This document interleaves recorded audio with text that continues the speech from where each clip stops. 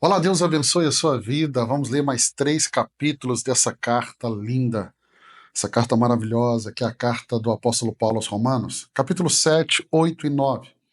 Capítulo 7, Paulo ele fala da lei e a luta contra o pecado. O verso 1 ao 6, Paulo faz a ilustração do casamento e a lei. Olha como que ele fala. Paulo usa a ilustração do casamento para explicar nossa relação com a lei.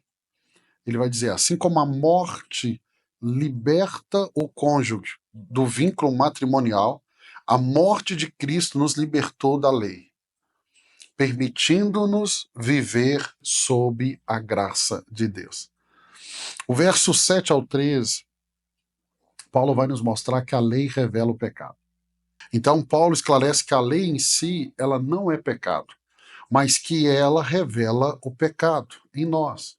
Ele vai dizer, sem a lei, nós não reconheceríamos nosso estado pecaminoso. O que Paulo está te ensinando se eu sei que eu sou pecador, é porque a lei me revelou isso. Sem a lei, nós não teríamos essa consciência.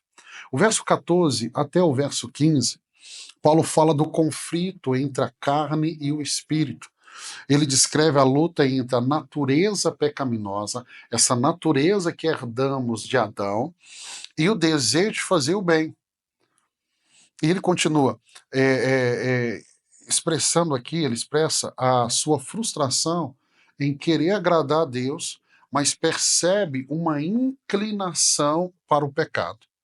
No final, ele vai reconhecer que somente Cristo pode livrá-lo desse conflito. O verso de número 24 e 25. Olha que Paulo falando dele, diz assim: desventurado homem que sou, quem me livrará do corpo dessa morte? Graças a Deus por Jesus Cristo, nosso Senhor. Olha o que Paulo está dizendo. Desventurado homem que sou.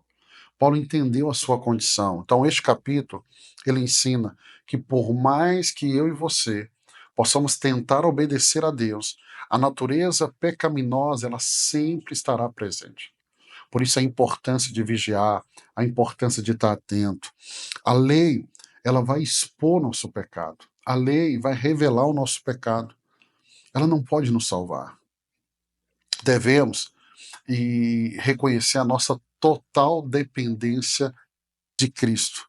Só assim nós vamos vencer essa batalha interna. Só assim nós vamos nos libertar do pecado. O capítulo 8, Paulo fala da vida pelo Espírito e a certeza da salvação. O verso 1 ao 4, Paulo fala que não há nenhuma condenação para aqueles que estão em Cristo Jesus. Ele começa com a declaração poderosa que não há condenação para os que estão em Cristo. Estão em Cristo.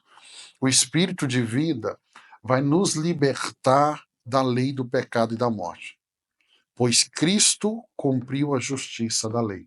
Então, o que a lei pediu para resolver o problema do pecado, Cristo pagou. Por isso, nós somos livres. Então, para aqueles que estão em Cristo, não há nenhuma condenação. Nem hoje, nem na eternidade. Não há nenhuma condenação. O verso 5 ao 17, ele fala do Espírito Santo e a nova vida. Ele explica que viver segundo o Espírito nos leva a uma vida de paz e obediência. E o Espírito Santo confirma que somos filhos de Deus e herdeiros de Cristo. Então há esse testemunho interior do Espírito Santo no nosso coração. O Espírito testifica que eu e você somos filhos de Deus. O Espírito Santo vai testificar no meu coração. O verso 18 ao verso 25, Paulo fala da esperança da glória futura. Ele fala sobre a criação que aguarda a redenção, aguarda a manifestação dos filhos de Deus. Então o Espírito Santo testifica que você é filho de Deus e a sua manifestação vai trazer redenção para a criação e sobre a esperança de termos uma futura glória. Essa esperança sustenta o crente em meio ao sofrimento. Então, a nossa visão não é só desse momento, só nessa vida. Nós estamos olhando para a glória futura. Verso 26 ao 30 é a intercessão do Espírito e a segurança em Deus.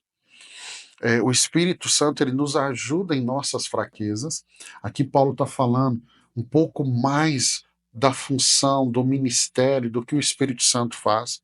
Ele nos ajuda nas nossas fraquezas, ele intercede por nós. Então você tem um intercessor que é o Espírito Santo.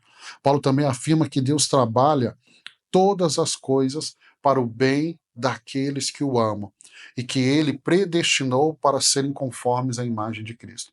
Então Paulo está dizendo aqui que todas as coisas vão cooperar para o bem daqueles que amam o Senhor e que ele nos predestinou para serem conformes à imagem de Cristo. Verso de número 31 a 39 é a certeza da vitória em Cristo. Paulo conclui com uma declaração triunfante de que nada pode nos separar do amor de Deus em Cristo. Gente, essa declaração aqui do apóstolo Paulo, no final do capítulo 8, é muito lindo. Nada, nada, nada, nada, nada. Ele está declarando aqui que nós somos mais do que vencedores. Essa certeza da vitória em Cristo. Nada, nada pode nos separar do amor de Deus em Cristo. Ele fala nenhuma dificuldade, perseguição ou poder pode nos afastar do amor de Deus. Deixa eu ler o verso 38 e 39. Porque eu estou bem certo de que nem morte, nem vida, nem anjos, nem principados, nem coisas do presente, nem do porvir, nem poderes, nem altura, nem profundidade, nem qualquer outra criatura poderá separar-nos do amor de Deus que está em Cristo Jesus, nosso Senhor. Então, capítulo 8 é esse chamado para viver uma vida no Espírito, com a plena certeza da nossa salvação em Cristo. Então, em meio aos desafios, ao sofrimento, nós podemos confiar. Deus está trabalhando para o nosso bem. Vamos para o capítulo 9. Capítulo 9, Paulo fala sobre a soberania de Deus. Soberania de Deus. O verso 1 ao 5, Paulo fala, relata aqui a tristeza de Paulo por Israel. Ele está aqui expressando uma profunda tristeza pelo fato de muitos israelitas rejeitarem Cristo, apesar de todos os privilégios que receberam como povo escolhido de Deus. Ele já trabalhou essa temática no início da carta aos Romanos, e nós lemos aqui dos judeus serem esse povo escolhido. Isso é um privilégio, um privilégio. Mas aqui ele vai relatar sua tristeza por eles não corresponderem ao que Deus fez por eles. O verso 6 ao 13, nós vamos ver sobre a eleição e a soberania de Deus. Paulo explica que nem todos os descendentes de Israel são verdadeiramente israelitas. Ele usa os exemplos de Isaac e Jacó para mostrar que a escolha de Deus não se baseia em obras, mas em um propósito soberano. E aí é difícil para mim, para você entender sobre a soberania de Deus. Ele é soberano. Ah, mas eu queria entender por que Deus fez isso. Se você entender tudo que Deus faz, então ele deixa de ser Deus. Ele é soberano. E eu e você, na nossa mente, na nossa condição limitada, não vamos entender. Nós só precisamos crer e confiar que ele é soberano. Verso 14 e 18, ele fala sobre a justiça de Deus em sua escolha. Paulo aborda a questão da justiça de Deus, afirmando que Deus tem o direito de mostrar misericórdia a quem ele quer mostrar misericórdia. E aí ele vai citar Faraó como exemplo de como Deus usou as circunstâncias para revelar a sua glória em cima de Faraó. Verso 19 ao 29, ele faz a analogia do oleiro e do barro. Ele usa a metáfora do oleiro e do barro para ilustrar a soberania de Deus sobre sua criação. Ele explica que Deus, como Criador, tem o direito de fazer vasos para honra e vasos para desonra, sempre com um propósito justo. E ele termina, verso 30 ao 33, Paulo conclui afirmando que os gentios que não buscavam justiça alcançaram a justiça pela fé, enquanto Israel, que buscava justiça pela lei, tropeçou em Cristo, que é a pedra quadrangular, a pedra angular, pedra angular. Olha o verso 15, para mim é o versículo central aqui. Pois ele diz a Moisés: terei misericórdia de quem eu tiver misericórdia, e me compadecerei de quem eu me compadecer. Então, o capítulo 9 nos lembra da soberania absoluta de Deus em todas as coisas, inclusive na salvação. Por isso, nós devemos nos humilhar diante de sua sabedoria e confiar que ele é justo nas suas escolhas. Eu e você, todo crente, é chamado a responder com fé e gratidão pela graça que nos alcançou e proclamar o evangelho, sabendo que a salvação ela depende exclusivamente da misericórdia de Deus.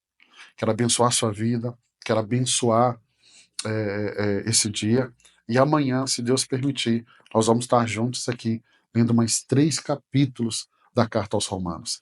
Deus abençoe a sua vida. Até amanhã.